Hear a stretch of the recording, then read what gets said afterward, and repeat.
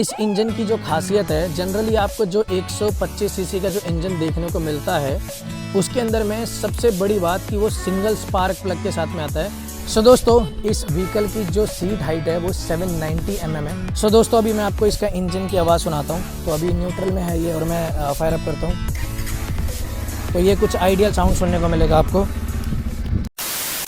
सो हाँ जी दोस्तों, क्या हाल चाल आप सभी के। उम्मीद करता हूँ आप लोग सभी होंगे बहुत ही बेहतरीन। एंड मैं वापस आऊँ बिल्कुल एक फ्रेश रिव्यू वीडियो के साथ में। सो भाई, थंबनेल एंड टाइटल देख के आप लोग को समझ आ ही गया होगा कि आज हम किस व्हीकल के बारे में बात करने वाले हैं। तो आज जो है हम बात करने वाले हैं बजाज पल्सर 125 सीसी मॉडल के बारे में। तो without wasting a time video को स्टार्ट करते हैं। So welcome back to the channel guys, this is Sameer Khan and you are watching Moto world.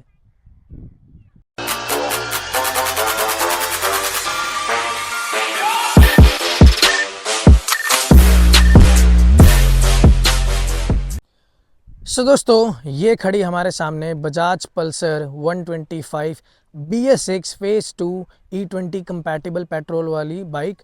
And इसकी चाबी कुछ इस तरीके की मिलती है। तो भाई, ये मैंने जैसे कि अरेंज किया है किसी ओनर से इस व्हीकल के, तो अभी फ़िलहाल मैं एक ही चाबी दिखा सकता हूँ। तो इस तरीके की आपको कुछ दो चाबी देखने को मिलेंगी। एंड वीडियो की शुरुआत करने से पहले मैं थोड़ा सा इन्फॉर्मेशन देना चाहूँगा कि जो पल्सर की लेगेसी है भाई, वो कितने सालों से चलती आ रही है। तो भाई, एक छोटी सी स्टोरी सुनाऊंगा। तो ये बात है साल 1999 की। मार्केट के अंदर में एक बाइक आई थी होंडा CBZ। अब इस बाइक ने पूरे ऑटोमोबाइल इंडस्ट्री और टू व्हीलर सेक्टर में तहलका मचा दिया, क्योंकि इससे पहले कोई भी जो व्हीकल थी वो सारी की सारी 100 सीसी और आपकी 125 सीसी की व्हीकल आया करती थी। तो ये सबसे पहली व्हीकल थी जो 160 सीसी की आती थी और लोगों को उम्मीद ही नहीं थी कि लोगों में 160 सीसी की भी डिमांड होगी। और इसी सक्सेसर को देखते हुए बजाज ने अपना पहला जनरेशन का जो पल्सर है उसे लॉन्च किया दो इंजन के साथ में, एक 150 सीसी और दूसरा 180 सीसी। एंड उसके बाद से जो पल्सर ने अपनी लेगेसी पकड़ी है, और आज आपके सामने देख ही रहे हो कि पल्सर के लगभग कितने सारे मॉडल है। तो ये जो आप देख रहे हो ये बिल्कुल एक फ्रेश इंजन के साथ में नया पल्सर लॉन्च हुआ है। जनरली आपने जो पल्सर देखी होगी वो ज़्यादातर आपने 150, 180, 200 और 220 में देखी होगी। बट आज जो हम बात करने वाले हैं वो बात करने वाले हैं 125 सीसी पल्सर के बारे में। तो आज मैं आपको इसी बारे में डिटेल देने वाला हूँ।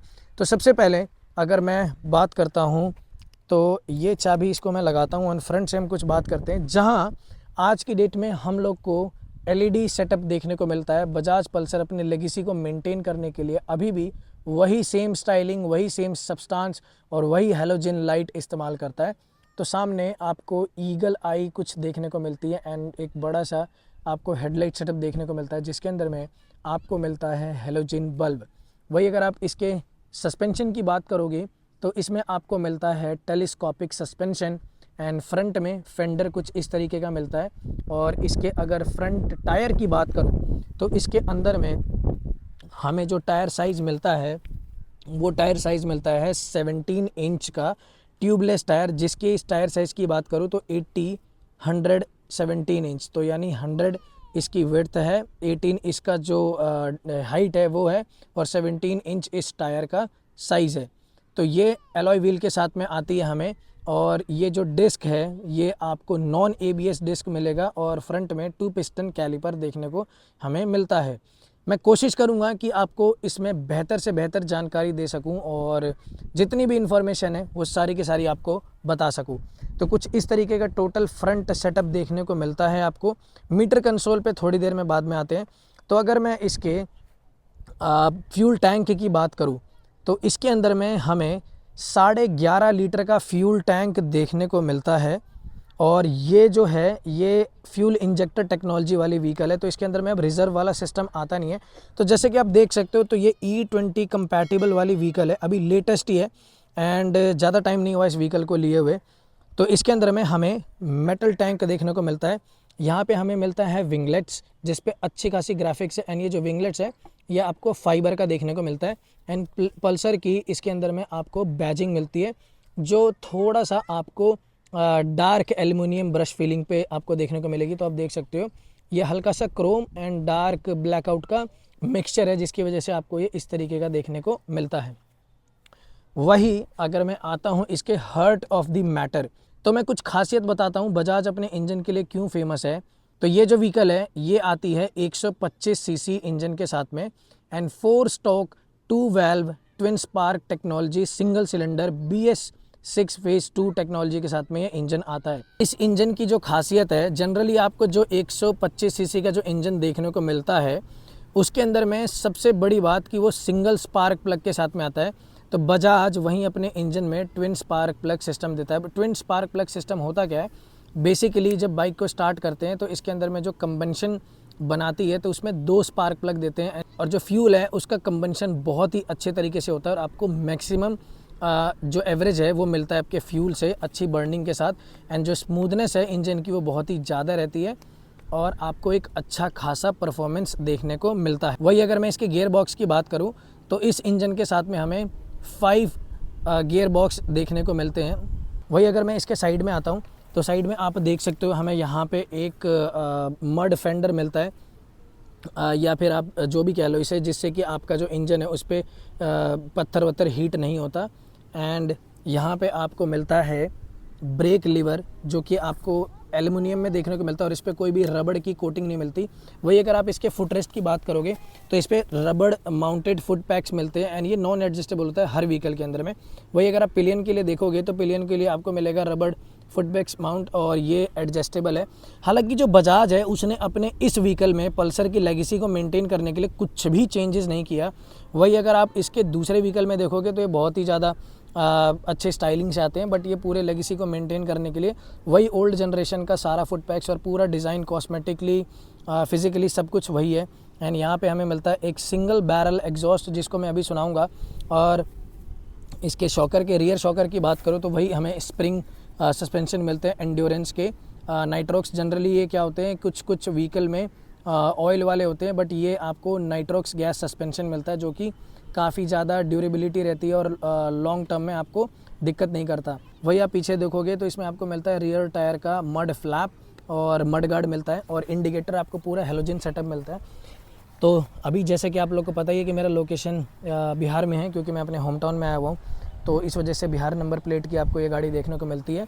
पीछे अगर आप इसके ग्रैब रेल की बात करोगे तो ग्रैब रेल आपको यहाँ पे मिलते हैं स्प्लिट, दोनों साइड से अलग, ये अटैच नहीं है। वही अगर जो इसका पुराना वेरिएंट था 150 सीसी उसके अंदर में आपको ये पूरा अटैच देखने को मिलता है। पीछे आपको देखने को मिलता है LED ब्रेक लाइट और ये अपने सेगमेंट में जब लॉन्च हुई थी तो सबसे पहली ऐसी व्हीकल थी जिसके अंदर में आपको ये LED ब्रेक लाइट्स देखने को मिलते थे और इसकी भाई फ़ैन फॉलोइंग बहुत ही ज़्यादा एक्सट्रीम लेवल पे हुआ करती थी उस टाइम पे। हालांकि अब ये आउटडेटेड मॉडल माना जाता है, बट आज भी किसी भी दूसरी व्हीकल को टक्कर में देने के लिए काफ़ी ज़्यादा ये लुक वाइज अच्छी मानी जाती है।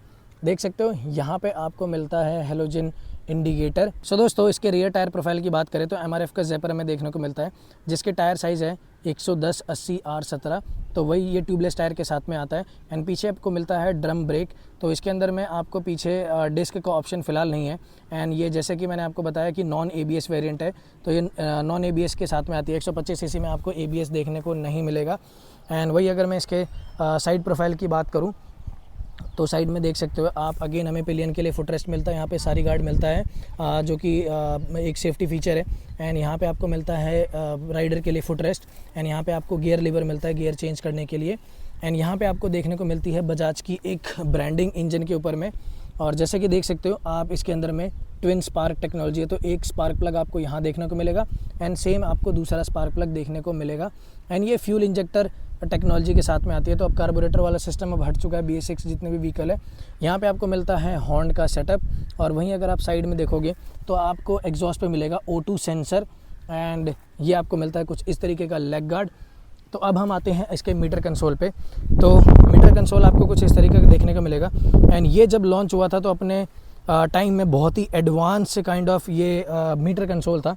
हालांकि अब आज के डेट में बहुत सारे ऐसे डिजिटल प्लस एनालॉग मीटर आते हैं, तो फुली डिजिटल आते हैं, बट ये टाइम टू टाइम अपडेट कर दिया गया है। जैसे कि आप देख सकते हो इसके अंदर में काफ़ी ज़्यादा चीज़ें आपको देखने को मिल रही है। तो सबसे पहले हमें RPM जो लिमिटर है वो देखने को मिलता है, तो ये 10,000 RPM पे रेड लाइन करती है। एंड एक हमें RPM लिमिटर का रेड लाइट भी देखने को मिलता है। जब आप ओवर रेव कर दोगे किसी भी गियर में तो आपको RPM लिमिट की एक लाइट जल जाएगी।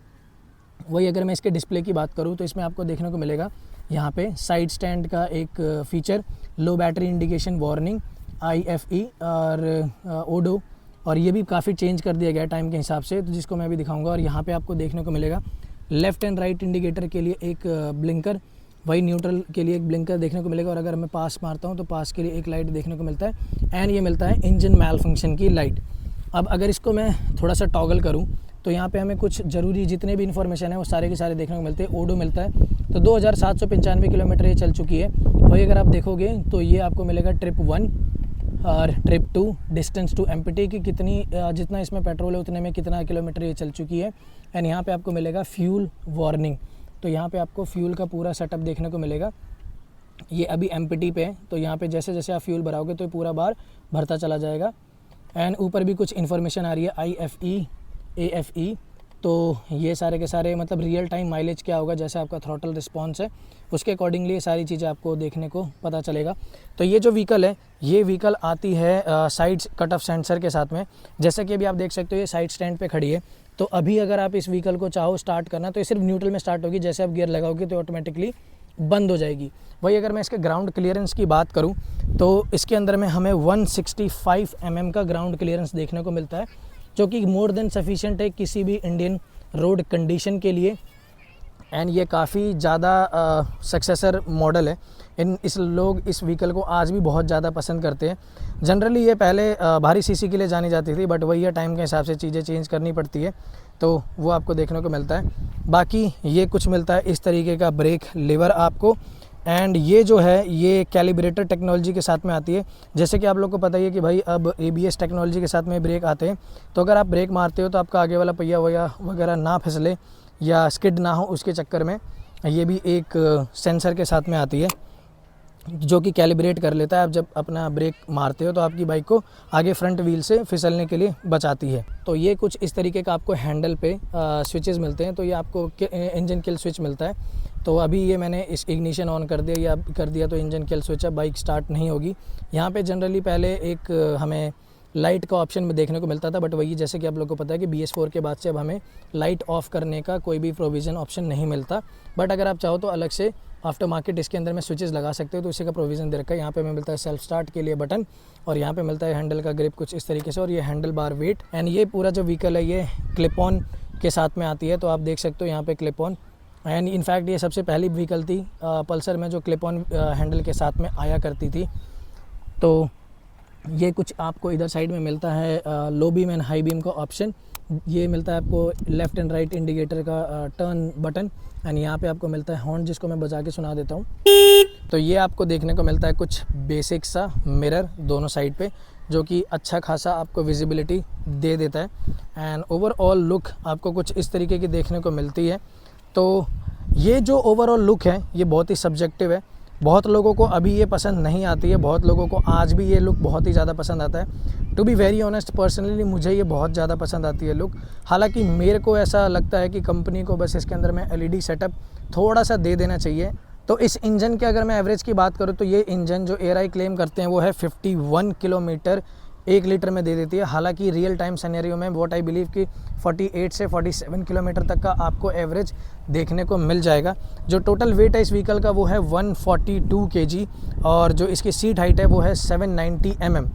वही अगर हम सीट की बात करें तो आपको यहाँ पे स्प्लिट सीट देखने को मिलता है। हालांकि जो मुझे जहाँ तक लगता है इसके अंदर में 2 सीट ऑप्शन आते हैं, एक स्प्लिट और एक नॉन स्प्लिट, तो ये थोड़ा सा लुक को इन्हेंस करता है। तो अभी मैं इस पे बैठ के बताता हूँ कि अगर आपकी जो हाइट है वो 5'6" है तो आपको किस तरीके का सिटिंग पोस्चर मिलेगा और कितने आपके पैर पहुंचेंगे। सो दोस्तों, इस व्हीकल की जो सीट हाइट है वो 790 mm है, एंड जो मेरी हाइट है वो है 5'6". तो अभी मैं आपको इस पे बैठ के बताता हूं और बताता हूं कि किस तरीके का आपको सिटिंग पोस्चर मिलेगा और साथ के साथ आपके कितने पैर पहुंचेंगे। तो उसके लिए मुझे थोड़ा सा इधर से आना पड़ेगा। तो आप ये देख सकते हो, हालांकि जो मेरा अभी रोड है वो मतलब मैं खेत में हूँ तो सरफेस मेरा पूरा बराबर नहीं है, बट दोनों पैर मेरे बहुत ही आसानी से टिक रहे हैं और थोड़ा सा लेग भी बैंड हो रहा है। तो व्हाट आई बिलीव कि अगर आपकी हाइट 5'5" इवन 5'4" भी है तो भी आप इसे बहुत ही ईजिली और अच्छे तरीके से चला पाओगे। अब मैं इस इंजन को फायर अप करता हूँ और इसके आवाज़ सुनाता हूँ कि किस तरीके का इसके अंदर में एग्जॉस्ट नोट सुनने को मिलता है। सो दोस्तों अभी मैं आपको इसका इंजन की आवाज़ सुनाता हूँ। तो अभी न्यूट्रल में है ये और मैं फायर अप करता हूँ तो ये कुछ आइडियल साउंड सुनने को मिलेगा आपको।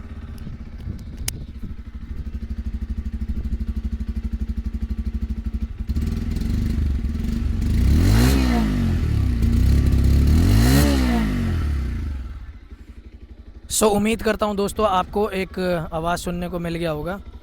दोस्तों उम्मीद करता हूँ आप लोग को ये वीडियो बहुत ही अच्छी लगी होगी एंड जितनी भी इन्फॉर्मेशन थी वो सारी की सारी मैंने कवर अप की होगी एंड आपको बेहतर तरीके से मैं समझा पाऊंगा। देखो एक वर्डिक्ट की बात करूँ तो देखो मार्केट के अंदर मैंने इस टाइम 125 सीसी में बहुत सारी कॉम्पिटिटिव व्हीकल है एंड बहुत ही ज़्यादा एडवांस फीचर के साथ में और बहुत ही ज़्यादा मतलब अच्छे लुक के साथ में। बट ये जो व्हीकल है ना, to be very honest personally ना, ये मेरे बचपन की मतलब किसी टाइम में ड्रीम बाइक हुआ करती थी। हालांकि उस टाइम पे 125 सीसी इंजन के साथ में नहीं आती थी, बट क्या है ना कि उस टाइम पे ये व्हीकल किसी लोगों की ड्रीम हुआ करती थी और आज भी इसकी लेगेसी को मेंटेन करने के चक्कर में इस पर ज़्यादा कुछ छेड़खानी नहीं करी है एंड कुछ भी इसके अंदर में जो डिज़ाइन एलिमेंट में वो चेंजेस नहीं किया अपार्ट फ्रॉम इंजन। क्योंकि देखो इंजन क्या है कि हर कोई नहीं चाहता कि मैं 150 सीसी 180 सीसी या 200 सीसी लूँ, क्योंकि माइलेज एक बहुत बड़ा कंसर्न होता है। बट उसको मेंटेन करने के लिए इस व्हीकल को सेम एस्थेटिक और लुक वाइज पुराना ही रखा हुआ है। तो अब ये आपके ऊपर में है कि आपको ये वीडियो कितनी अच्छी लगी और बाइक ये कितनी अच्छी लगी, आप लोग की क्या क्या मेमोरीज़ है इस पल्सर को लेके, वो ज़रूर मुझे शेयर करना है। अगर आपको वीडियो किसी भी रीज़न से अच्छी लगी होगी तो वीडियो को लाइक ज़रूर करना एंड चैनल को सब्सक्राइब कर देना, क्योंकि बहुत सारे लोग वीडियो देख के तो चले जाते हैं बट यार सब्सक्राइब करना भूल जाते हैं। तो बस एक छोटा सा समय लगेगा, सब्सक्राइब कर देना। और भी बहुत सारी वीडियो है मेरे चैनल पे, तो आप लोग जाके उन सभी को देख सकते हो। तो अब इसी नोट पे इस वीडियो को मैं करता हूँ यहीं पे एंड। तो मिलेंगे हमारे ऐसे ही किसी नेक्स्ट रिव्यू में। Till then bye bye.